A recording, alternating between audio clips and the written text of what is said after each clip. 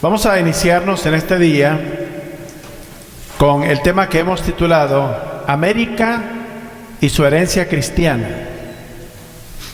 Esta semana celebramos el año 241 de nuestra Declaración de Independencia, que tuvo lugar en el año 1776.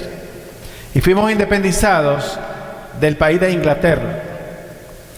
Por 241 años hemos sido una nación libre, independiente, una nación que en sus inicios fue una nación pujante desde el punto de vista espiritual y también desde el punto de vista intelectual. Vamos a irnos a Proverbios capítulo 14, versículo 34. Libro de los Proverbios, capítulo 14, verso 34. Y veremos ahí lo que nos dice la palabra de Dios en relación a la importancia de lo que una nación puede hacer para ser una nación prominente. Vamos a leerlos todos juntos. La justicia engrandece a la nación, mas el pecado es afrenta de las naciones. Una vez más. La justicia engrandece a la nación, mas el pecado es afrenta de las naciones. Padre, en esta hora, bendice los Estados Unidos de América, nuestra nación sobre la cual estamos en este día. Te damos gracias por los 241 años de nuestra independencia, Señor, pero lamentablemente estamos tratando de independizarnos de ti también y de tu palabra. Te pedimos que traigas a nuestra nación de regreso a tus caminos para que la nación pueda ser engrandecida por el Dios de los cielos, en cuyo nombre oramos en esta hora. Amén y amén. América y su herencia cristiana. Dice la palabra del Señor: la justicia engrandece a la nación, mas el pecado es afrenta de las naciones. La pregunta es, ¿en realidad los Estados Unidos tiene una herencia cristiana? Bueno, ¿sabían ustedes que 52 de los 55 padres fundadores de la nación eran miembros de iglesias cristianas evangélicas?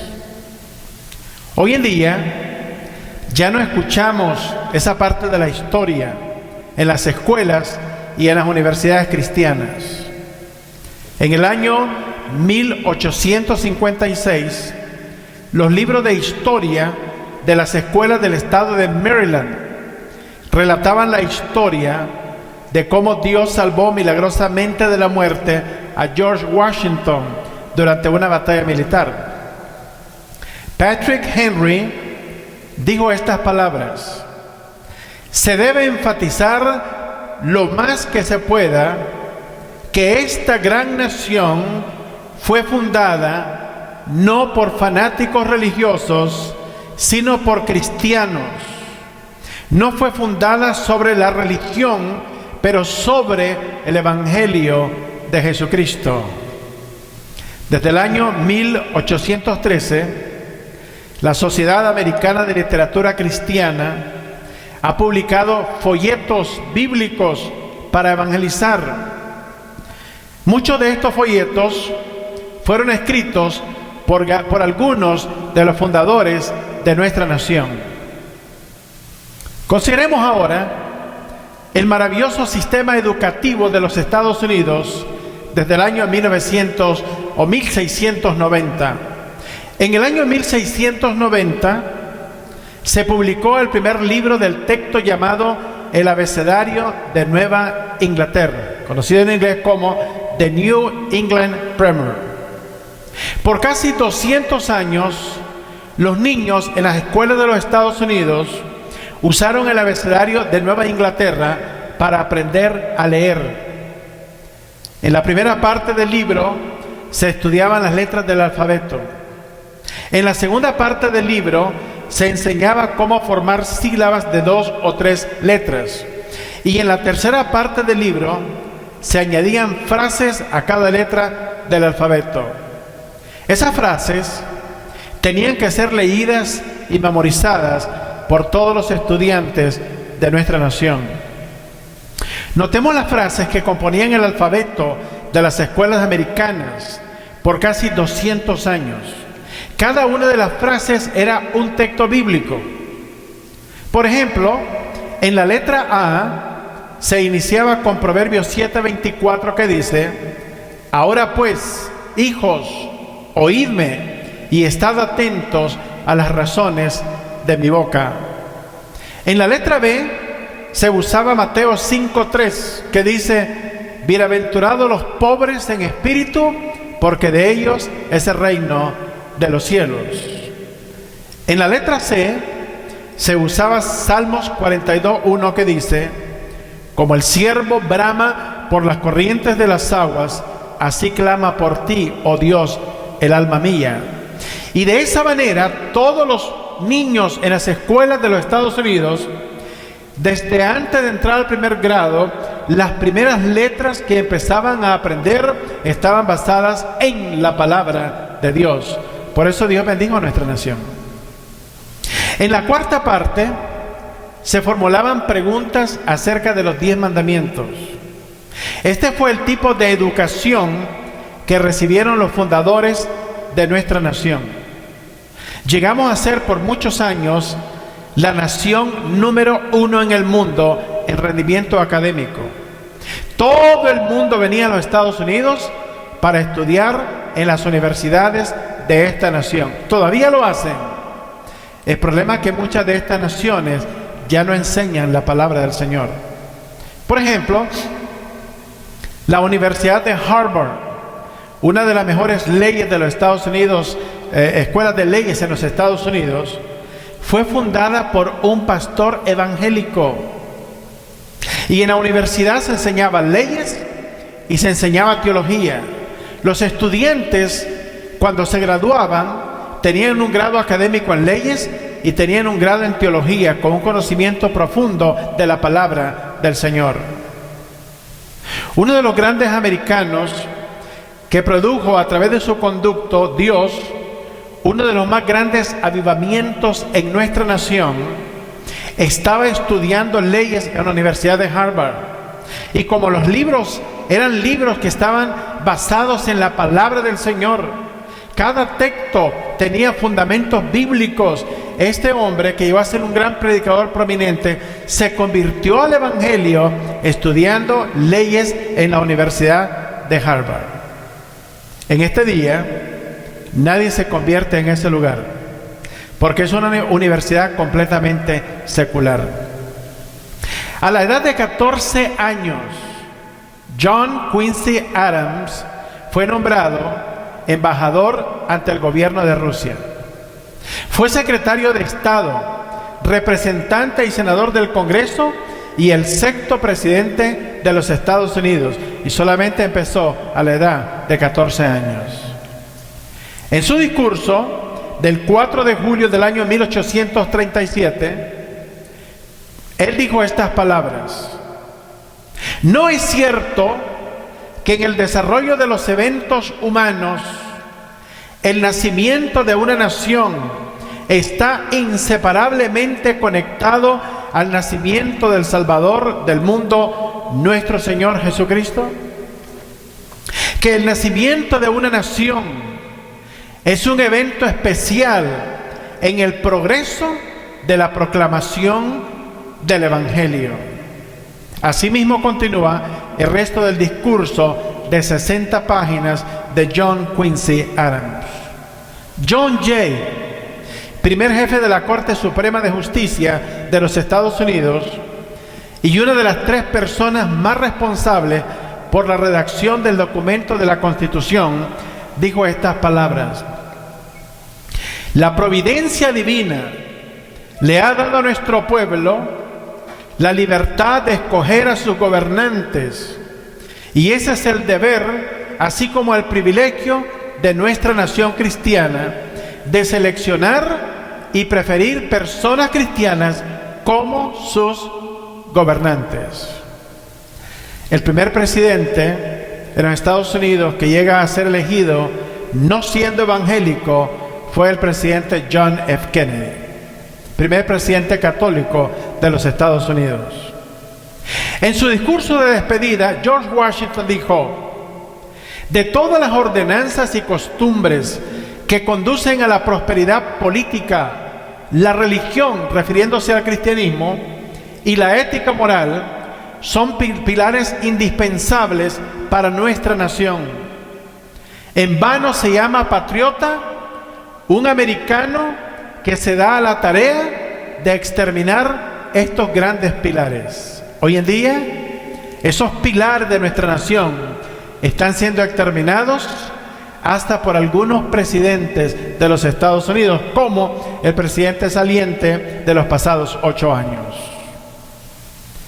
Entonces, Washington creía que no se puede llamar americano una persona que intenta separar la Biblia de las funciones del gobierno. Los fundadores de los Estados Unidos establecieron un sistema de gobierno que ha tenido éxito sin precedente en el mundo moderno. Hemos tenido el mismo sistema de gobierno, una república constitucional, bajo la misma constitución por los pasados 241 años. Otras naciones estaban experimentando revoluciones al mismo tiempo que los Estados Unidos, pero con diferentes resultados. Entre esas naciones estaban Rusia, Francia e Italia. Francia, por ejemplo, ha pasado por lo menos por 7 distintos sistemas de gobiernos en los pasados 200 años. Italia va por el sistema de gobierno número 51, sin embargo los Estados Unidos continúa siendo una república constitucional por los pasados 241 años que estamos celebrando en esta semana. La pregunta es: ¿cuál ha sido el secreto de ese éxito? Esa misma pregunta fue formulada por un profesor de ciencias políticas de la Universidad de Houston. El objetivo era investigar la fuente de las ideas de los fundadores de los Estados Unidos. Por lo tanto, se dieron a la tarea de colectar la mayor cantidad de escritos de la época de los fundadores. Ellos colectaron 15,000 escritos durante 10 años y separaron 3,151 citas directas para identificar la fuente de esas citas. Encontraron que el 94% de esas citas venían directamente de la Biblia. Eran conocedores de la palabra del Señor. Hace 100 años, la mayoría de los congresistas en los Estados Unidos eran legisladores durante el día y en la noche eran predicadores y pastores de las iglesias. Estudiaban la Biblia durante la noche y durante el día establecían leyes basadas en la palabra del Señor. En el aspecto legal, William Blackstone, en su comentario de leyes, no solo preparaba las leyes, sino que explicaba las bases bíblicas de las leyes que gobiernan nuestra nación. Nosotros tenemos un sistema de gobierno que está dividido en 3 ramas: el poder ejecutivo, que es el presidente; el poder legislativo, que es el Congreso; y el poder judicial, que es la Corte Suprema de los Estados Unidos. Imagínense dónde encontraron los fundadores las bases del sistema de gobierno de esta nación. Lo encontraron en la Biblia.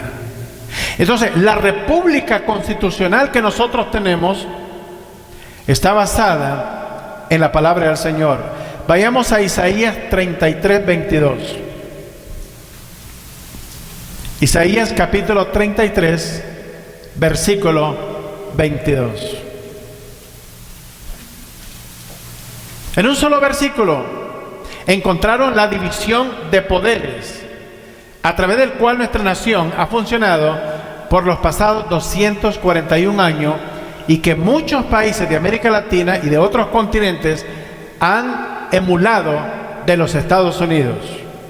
Veamos lo que dice el texto, leamos todos juntos Isaías 33:22. Porque Jehová es nuestro juez, Jehová es nuestro legislador, Jehová es nuestro rey, Él mismo nos salvará. A diferencia de Dios, Dios es nuestro juez, la parte legislativa, la parte judicial. Dios es nuestro legislador, la parte legislativa, y Jehová es nuestro rey, la parte ejecutiva, poder ejecutivo, poder legislativo, poder judicial, encontrado en la palabra del Señor. ¿Qué le parece? Ahora, la razón por qué separaron los tres poderes es por lo que dice Jeremías 17:9. Aquí está la lógica de separar todos los poderes. Jeremías 17:9. Por eso es que no hemos tenido una dictadura en 241 años de nuestra existencia, por causa de la palabra del Señor. Pero cuando la palabra de Dios sea despreciada por esta nación, de hecho tendremos la primera dictadura en nuestra nación. Veamos lo que dice Jeremías 17:9. Engañoso es el corazón más que todas las cosas y perverso. ¿Quién lo conocerá? Leamos una vez más, todos juntos. Engañoso es el corazón más que todas las cosas y perverso. ¿Quién lo conocerá? La razón por qué los fundadores de la nación separaron todos los poderes es porque el corazón del hombre es engañoso. Hay países donde el gobernante tiene todos los poderes acumulados en su mano: el poder ejecutivo, el poder legislativo y el poder judicial, como lo que pasa en algunas naciones de Centroamérica y algunas naciones de América del Sur. Y cuando esta situación se da, las libertades son eliminadas, el pueblo es oprimido y la nación desciende espiritualmente. Ahora, otra cosa importante que los legisladores encontraron en la Biblia era exonerar a la iglesia de impuestos.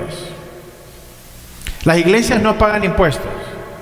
Están agrupadas como organizaciones no lucrativas y están exoneradas de impuestos por causa de la palabra del Señor, por lo que ellos se encontraron en la palabra de Dios. Vayamos al libro de Esdras, capítulo 7, versículo 24. Esdras, capítulo 7, verso 24. Veamos ahí lo que nos dice la palabra del Señor en ese texto bíblico. Leamos todos. Y a vosotros os hacemos saber que a todos los sacerdotes y levitas, cantores, porteros, sirvientes del templo y ministros de la casa de Dios, ninguno podrá imponerles tributo, contribución ni renta. Tiene que ver con asuntos de impuestos. Las iglesias no pagan impuestos, basado en lo que ellos encontraron en la palabra del Señor. ¿Ves qué maravilloso es esto? Cuando una nación honra al Dios de la Biblia, Dios va a bendecir a esa nación. Un debate en el Congreso de los Estados Unidos el 25 de septiembre del año 1789 sobre el capítulo 6 de Segunda de Crónicas determinó la declaración del Día de Acción de Gracias en los Estados Unidos. El Día de Acción de Gracias no se diseñó para que la familia se reúna para comer guajolote o pavo. Esta celebración no tiene que ver con comida. Los colonos de América vinieron de Europa no por falta de comida, sino por persecución religiosa. Pero el día de acción de gracia, todo el mundo corre para todos lados, menos a la casa del Señor. ¿Qué le parece? Cuando no tiene que ver nada con comida, ni ir a visitar a sus familiares. Es de ir a la casa de Dios para darle gracias a Dios por la libertad de adoración que tenemos en esta nación. Los congresistas leían sus Biblias en la casa y cuando encontraban algo que fuera de interés para la nación, lo discutían en las sesiones del Congreso y así formulaban las leyes de los Estados Unidos. La pregunta es, vayamos a Juan capítulo 8, versículo 36. Evangelio de Juan, capítulo 8, versículo 36.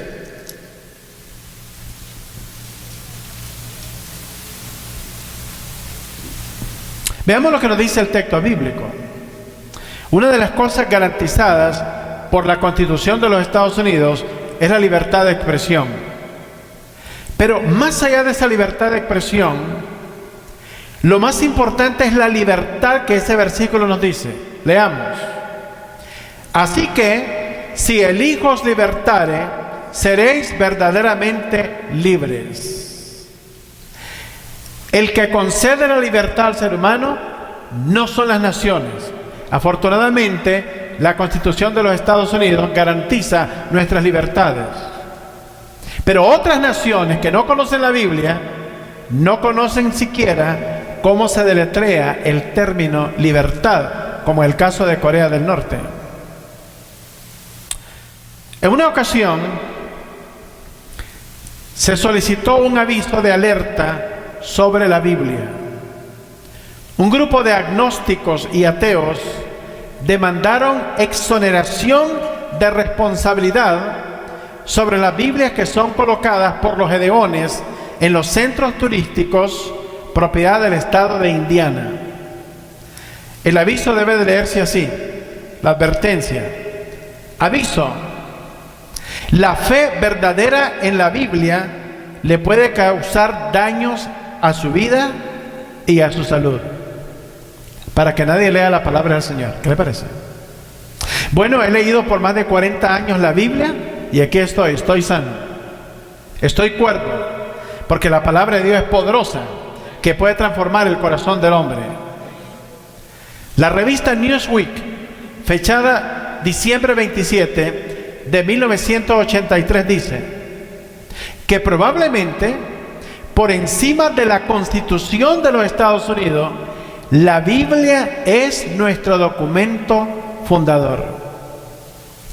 O pregúntese, ¿por qué todo el mundo arranca para los Estados Unidos cuando quiere salir de sus países y no arranca para Cuba, no arranca para Venezuela, no arranca para China, no arranca para Rusia, no arranca para Corea del Norte o para Irán? Todo el mundo arranca ¿para dónde? A los Estados Unidos de América. ¿Por qué? Porque la nación está fundada sobre el ideal de la libertad. Porque los fundadores entendían la importancia de la libertad. Por eso vinieron de Europa, porque necesitaban libertad, libertad de adoración del Dios de la Biblia. Y cuando los colonos pisaron en ese barco que se llama el Mayflower, la primera cosa que dijeron: no queremos tener otro rey que no sea Jesucristo. Por eso América se ha distinguido como una nación entre todas las naciones del mundo. Los estudios bíblicos eran el centro de la educación pública americana y cada familia tenía una Biblia que leía con regularidad. Déjenme preguntarle una cosa, con su mano levantada. ¿Cuántos de ustedes son dueños de una Biblia? Levanten su mano. Con excepción de unos 2 o 3. Pues si usted es dueño de una Biblia, usted es responsable delante de Dios y no puede reclamar ignorancia. Conoce y tiene la verdad en sus manos. No la tenga de adorno. Léala.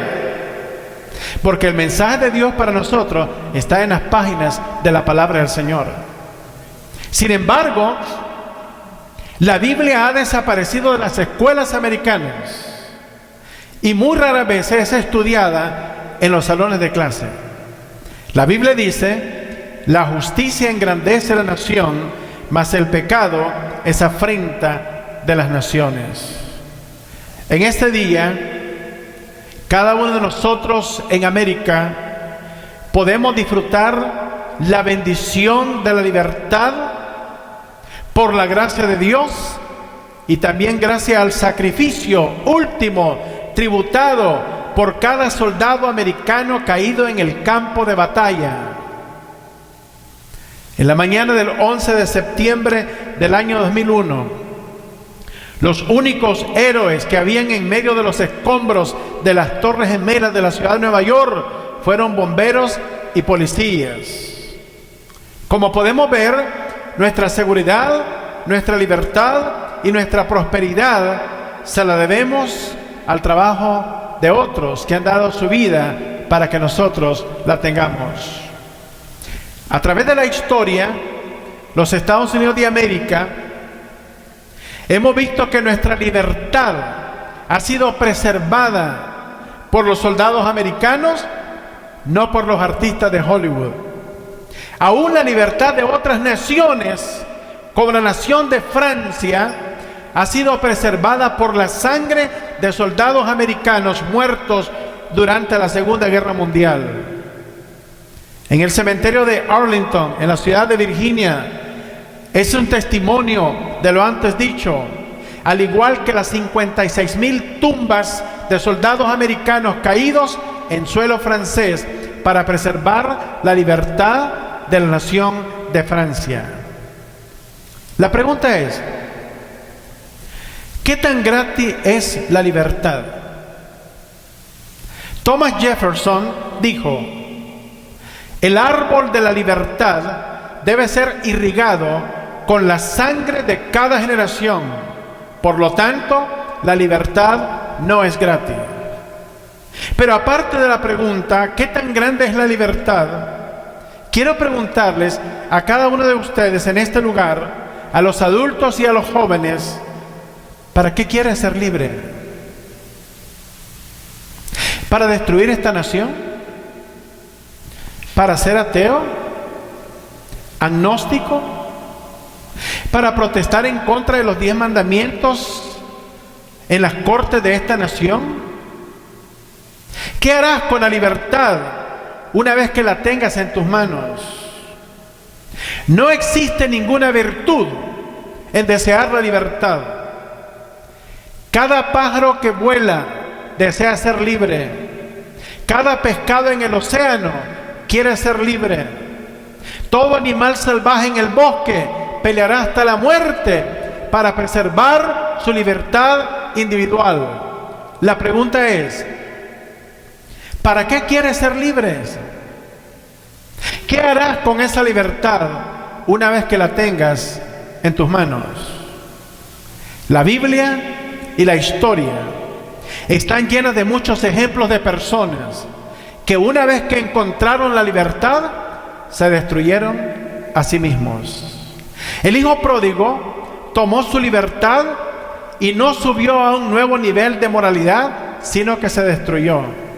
La libertad para el Hijo de Dios es la libertad, en este caso el hijo pródigo, es la libertad de las imposiciones. Los hijos quieren abandonar el hogar porque no quieren imposiciones.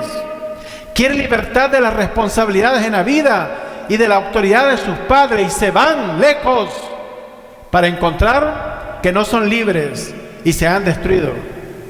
El hijo pródigo entendió que la libertad significaba el derecho de hacer lo que él deseaba, pero después de un tiempo regresó arrepentido a la casa de su padre, reconociendo que la libertad que tenía más bien le había destruido.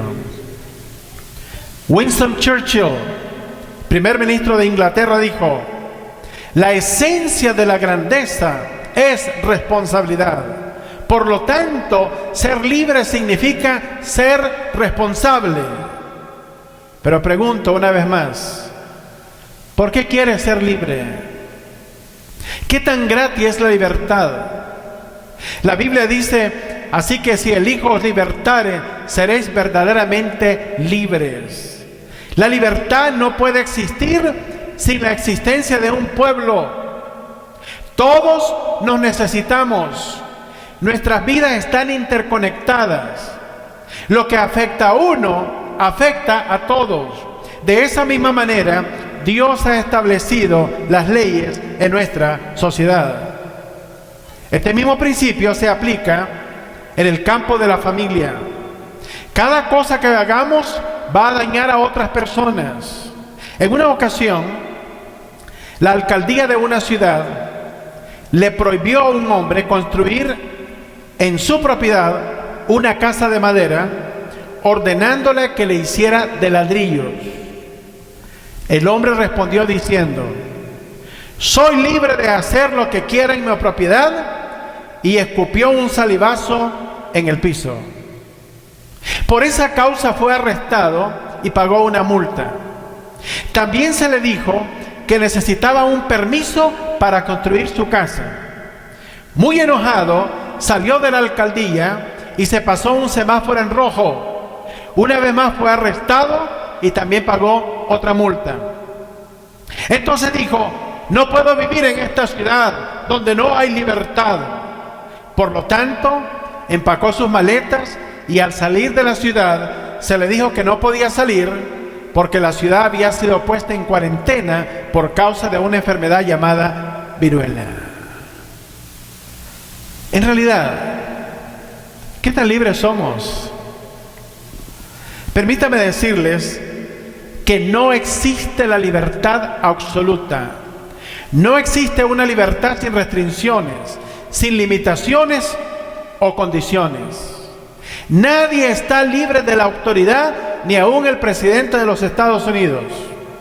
Nadie puede vivir sin regulaciones y nadie puede vivir sin responsabilidades. Ni las estrellas del cielo tienen libertad absoluta. Los océanos no tienen libertad absoluta. El ser humano no tiene libertad absoluta. Por lo tanto, debemos vivir juntos, blancos, negros, hispanos, pobres, ricos, letrados e iletrados, cristianos y no cristianos, porque nadie tiene una libertad absoluta. Todos dependemos de Dios y un día le tenemos que entregar cuenta a Él. La lectura y el estudio de la Biblia producen libertad. Es imposible esclavizar mental y socialmente a un pueblo que estudia la palabra del Señor. Los principios de la Biblia son el principio básico de la libertad humana. América significa libertad de adoración. América significa libertad para trabajar. América significa libertad para votar en todas las elecciones. América significa libertad de expresión. América significa compartir las responsabilidades de nuestra nación. América significa libertad de gozar, conservar y mejorar lo más grande de todas las naciones de la tierra. La Constitución de los Estados Unidos protege la libertad de expresión aún después que la hemos expresado. La libertad es la única cosa que no podemos tener a menos que se la concedamos a otros. La vigilancia continua es el precio que debemos de pagar por la libertad. Para cosechar la bendición de la libertad, debemos apoyarla hasta el cansancio. Cuando muera la libertad en el corazón del pueblo americano, morirá la Constitución de los Estados Unidos, las leyes y las cortes que la pueden defender. Padre, en esta hora, bendice a nuestra nación. Bendice especialmente al pueblo evangélico, cristiano, bíblico, cristocéntrico, que tenemos la responsabilidad de llevar la conducción espiritual de esta nación. Trae un avivamiento en los púlpitos y en tu pueblo a través de esta nación, para que el poder de tu Espíritu y el poder del Evangelio y de la resurrección de Cristo pueda ser sentido a través de esta nación y muchas personas puedan venir al conocimiento glorioso de nuestro Señor Jesucristo, en cuyo nombre oramos. Amén y amén.